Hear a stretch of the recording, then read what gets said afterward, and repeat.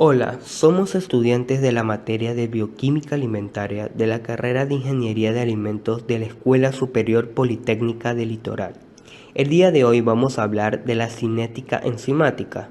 Los invito a que se queden con nosotros hasta el final. El presente video se trata sobre cinética enzimática. Sin embargo, es necesario conocer ciertos conceptos antes de adentrarnos a este tema. ¿Qué son las enzimas? Las enzimas son proteínas que catalizan reacciones químicas en los seres vivos. Estas actúan como catalizadores, es decir, sustancias que sin consumirse en una reacción aumentan notablemente su velocidad. Una vez definido qué es una enzima, se debe conocer qué es un sustrato. Un sustrato es una molécula sobre la cual actúa una enzima. Este se va a unir al sitio activo de la enzima y va a formar un complejo enzima-sustrato. Es importante saber que cada enzima es específica para un sustrato. Ahora, el sitio activo, como se mencionó, es la zona de la enzima en la que se une el sustrato para ser catalizado. Sin embargo, existen enzimas que contienen un centro alostérico. El centro alostérico es una región de una enzima donde interacciona una determinada molécula produciendo la activación o la inhibición de la enzima. Ahora, ¿qué es lo que se junta a un centro alostérico? A un centro alostérico se junta un grupo prostético, que es un cofactor que se adhiere a la enzima en un sitio diferente al sitio activo, es decir, a su centro alostérico. Este grupo prostético puede activar como a su vez inhibir a la enzima. Cuando una enzima se encuentra inactivada, toma el nombre de apoenzima, que es la parte proteica de una holoenzima, es decir, es una enzima que no puede llevar a cabo su acción catalítica sin ayuda de cofactores. Entonces, ¿qué son cofactores? Cofactores son moléculas no proteicas que se unen mediante enlaces débiles. Sin embargo, existen dos tipos de cofactores. Existen los cofactores inorgánicos, que son el hierro, el cobre, el magnesio, entre otros, y los cofactores orgánicos, como es el caso de las coenzimas, por ejemplo, el NADH. A esta enzima, que se encuentra activada gracias a cofactores o de manera natural, se la conoce como holoenzima, que es, como ya se mencionó, una enzima que está formada por una apoenzima y un cofactor. Una vez aclarado estas definiciones, podemos dar inicio a cinética enzimática.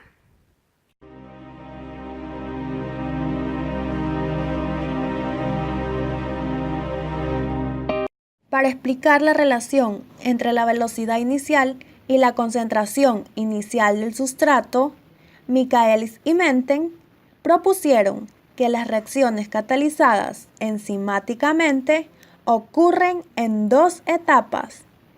En primer lugar, el sustrato se combina con el enzima y esto lo hace de forma reversible, dando lugar a la formación del complejo enzima-sustrato. En la segunda etapa, el complejo enzima-sustrato da lugar a la formación del producto, liberando así el enzima libre. Este último paso es irreversible.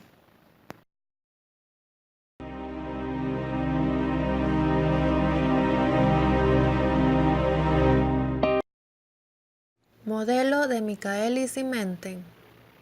La concentración del sustrato juega un papel clave en la velocidad de la reacción catalizada por un enzima. A bajas concentraciones de sustrato, la velocidad de la reacción es directamente proporcional a la concentración del sustrato. En cambio, a concentraciones de sustrato altas, la velocidad de reacción catalizada enzimáticamente llega a su valor máximo, a partir del cual la velocidad de la reacción es independiente de la cantidad de sustrato. El que la velocidad no pueda seguirse incrementando refleja la saturación de la enzima con el sustrato. La reacción alcanza un estado estacionario y la velocidad medida a partir de ese estado es la velocidad analizada por el modelo de Michaelis y Menten, que también se denomina modelo del estado estacionario y cuya ecuación es la presentada a continuación.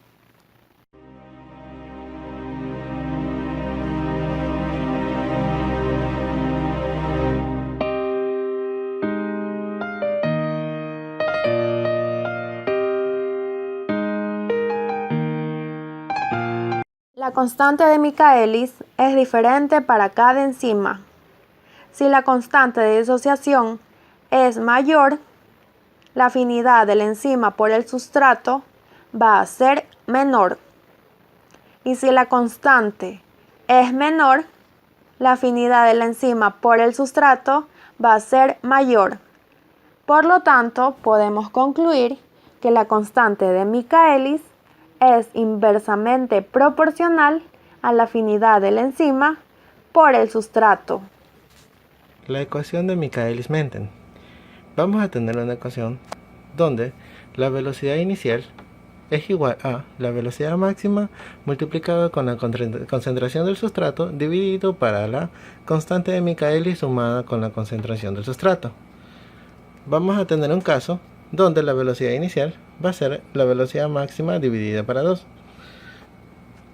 Reemplazando la velocidad inicial con velocidad máxima dividida para 2, vamos a tener la siguiente ecuación, donde velocidad máxima con velocidad máxima se va a simplificar, dejando que un medio es igual a la concentración del sustrato dividido para la constante de Michaelis más la concentración del sustrato. Por despeje matemático de una ecuación, vamos a tener que la constante de Michaelis sumada a la concentración del sustrato va a ser igual a 2 veces la concentración del sustrato.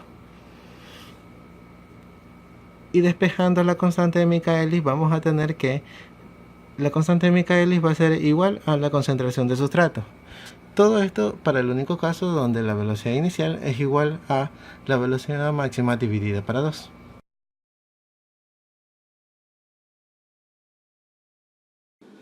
Inhibidores enzimáticos. Las enzimas pueden ser reguladas por otras moléculas que aumentan o disminuyen su actividad. Las moléculas que aumentan la actividad enzimática se conocen como activadores, y aquellas que disminuyen la actividad enzimática se las conocen como inhibidores. En una reacción normal, el sustrato entra al sitio activo de la enzima para dar paso a la reacción química que dará los productos finales. Un inhibidor competitivo entrará al sitio activo de la enzima, lo que causará que el sustrato no tenga posibilidad de entrar. Un inhibidor no competitivo estará en otra parte que no es el sitio activo de la enzima. Esto causará que la actividad enzimática se disminuya. En la inhibición competitiva, el bloqueador competitivo, que es una molécula químicamente muy parecida al sustrato, se unirá al sitio activo de la enzima, causando así que éste esté ocupada. Y una vez que aparezca el sustrato, éste no podrá unirse a la enzima, lo que causará que no se produzca la reacción, debido a que su sitio activo ya se encuentra ocupada. En la inhibición no competitiva, el bloqueador no competitivo se unirá a la enzima en un lugar diferente al sitio activo, causando así que la conformación tridimensional de la enzima cambie, alterando también su sitio activo. Y una vez que aparezca el sustrato, este no podrá unirse al sitio activo de la enzima debido a su alteración, causando así que no se produzca la reacción química. Aquí mostramos un pequeño ejercicio utilizando la ecuación de Michaelis-Menten. Aquí por un lado de esta tabla mostramos la concentración del sustrato y por el otro lado mostramos la velocidad. Nos damos cuenta que en las concentraciones de 3 por 10 a la menos 2, 3 por 10 a la menos 3 y 3 por 10 a la menos 4 tenemos la velocidad máxima que es 0.30. ¿Ya? Para las otras concentraciones vemos que la velocidad va bajando, que es sobre micromoles sobre minutos. Ahora, teniendo lo que es la ecuación de Michaelis, que la velocidad inicial es igual a la velocidad máxima por la concentración de sustrato sobre la constante de Michaelis más la concentración del sustrato, despejando Km, que es la constante de Michaelis, tenemos que la constante de Michaelis es igual a la velocidad máxima por la concentración del sustrato dividido para la velocidad inicial menos la concentración del sustrato. Ahora, en este ejercicio para calcular lo que es la constante de Michaelis, hemos cogido una concentración de 3 por 10 a la menos 5, como vemos en la tabla, consta a una velocidad de 0.25 micromoles sobre minuto. Así, reemplazando los valores en la constante, para encontrar la constante tenemos que 0.30, que es la velocidad máxima, por 3 por 10 a la menos 5, que es la concentración elegida, sobre la velocidad de la concentración elegida, que es 0.25 micromoles sobre minutos, menos la concentración del sustrato, que es 3 por 10 a la menos 5, nos da un igual a 6 por 10 a la menos 6. Ahora, vamos a calcular la velocidad inicial en la concentración de 3 por 10 a la menos 7. Como ya tenemos la constante de Michaelis, es que es 6 por 10 a la menos 6, entonces lo único que tenemos que poner es, en la ecuación general de la velocidad inicial, reemplazar valores, como la velocidad máxima, que es 0.3, la concentración del sustrato, que es 3 por 10 a la menos 7, que es el que queremos calcular, sobre la constante de Michaelis, que encontramos que es 6 por 10 a la menos 6, más la concentración del sustrato, que elegimos que es 3 por 10 a la menos 7. Y esto nos da un resultado de que la velocidad inicial en la concentración de 3 por 10 a la menos 7 es igual a 0.014 micromoles sobre minutos.